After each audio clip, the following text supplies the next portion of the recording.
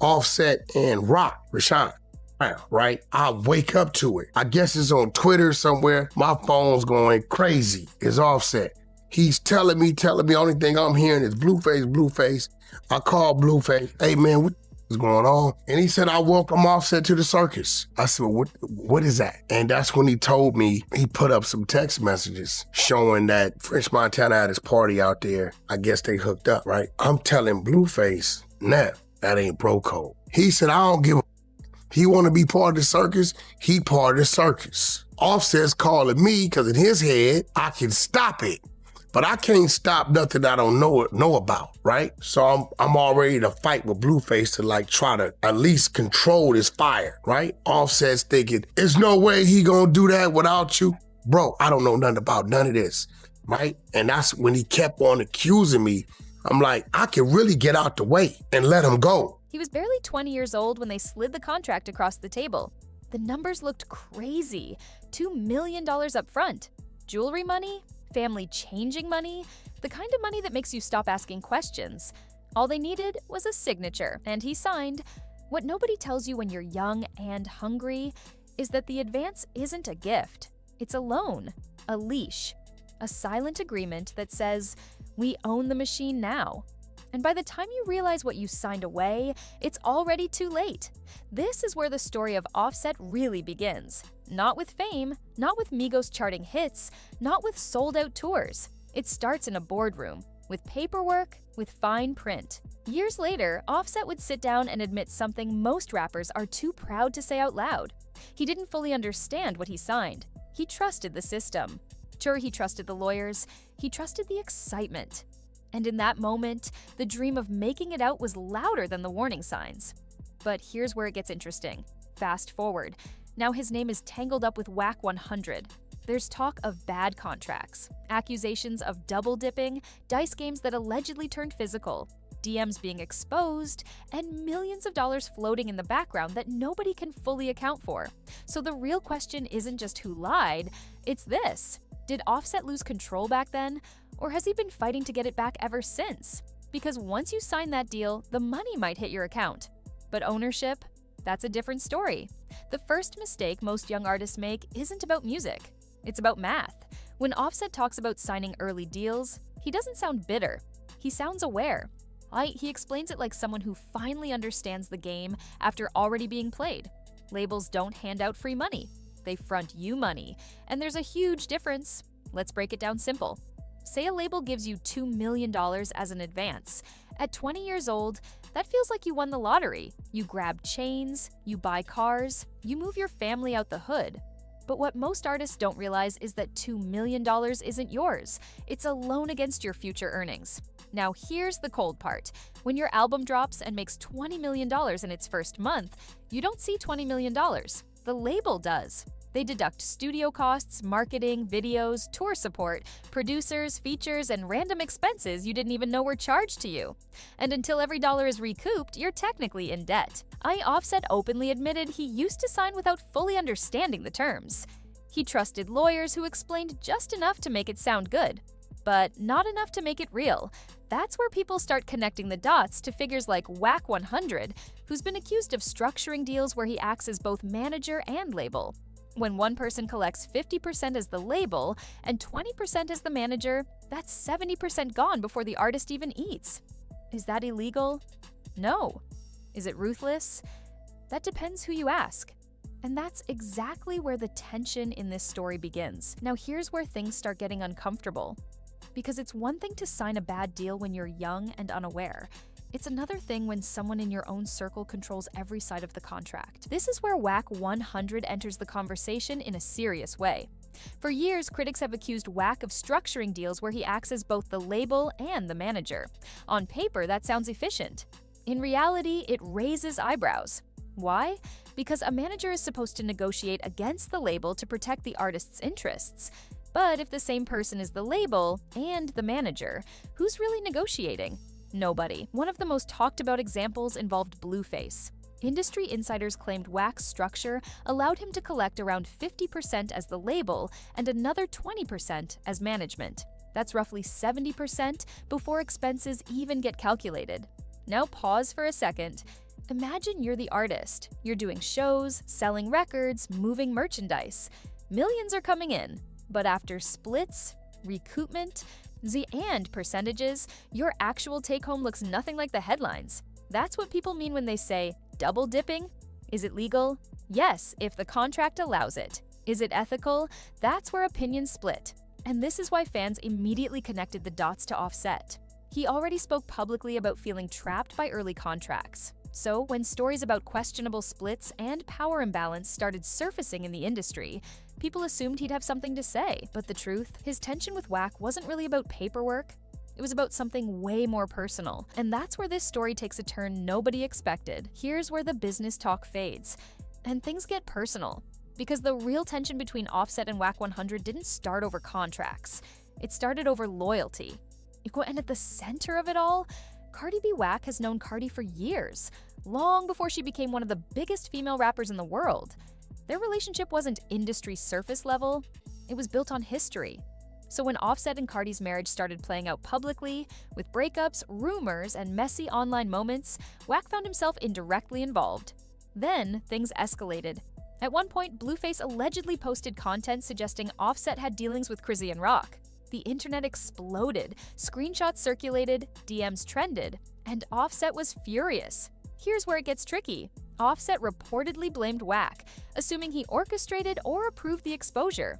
From Offset's perspective, Blueface is Wack's artist. If Blueface moves, Wack must have known. That's how accountability works in the industry, but Wack denied setting anything up. He claimed he didn't even know about it until after it went live, and then something unexpected happened. Cardi stepped in. Instead of letting the situation spiral, she allegedly asked for peace. No more escalation, no more exposure, and according to Wack, out of respect for her, he kept certain information from going further. That moment changed the temperature, because now this wasn't about money. It wasn't about contracts. It was about trust, relationships, and whether lines were crossed intentionally. And just when that fire seemed to cool down, an old dice game story resurfaced. And that's when everything reignited. Just when the tension seemed like it might settle down, an old story came back to life.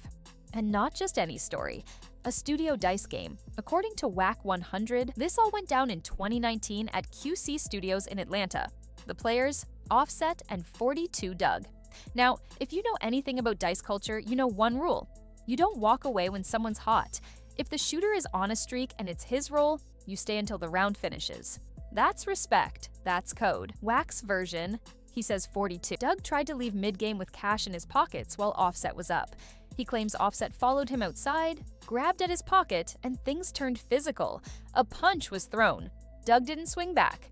And that was that. But here's the twist. When 42 Dugg went live and denied everything, Wack pulled out DMs from Offset himself. Messages that allegedly confirmed Wack's version of events. Offset reportedly told him, "Unk right." That changed everything, because now it wasn't just Wack telling the story. When it was Offset co-signing it privately, but Dugg didn't back down. He swore on his mother he wasn't robbed. Said he left with every dollar, every chain, every watch, no loss. So what's the truth? That's the part nobody can fully prove. What we do know is this. Once that story resurfaced publicly, it reopened wounds. It tied business, loyalty, and street reputation together. And in hip-hop, reputation can matter more than contracts. While the dice story was floating around, something way bigger was happening behind the scenes. The fall of Migos. For years, people tried to pin the breakup on drama. Rumors about women, rumors about egos, rumors about who wanted to be the star. But when Offset finally spoke about it, the explanation wasn't flashy. It was financial. Offset said the real tension came from the business side. He felt like the structure no longer benefited him the way it should.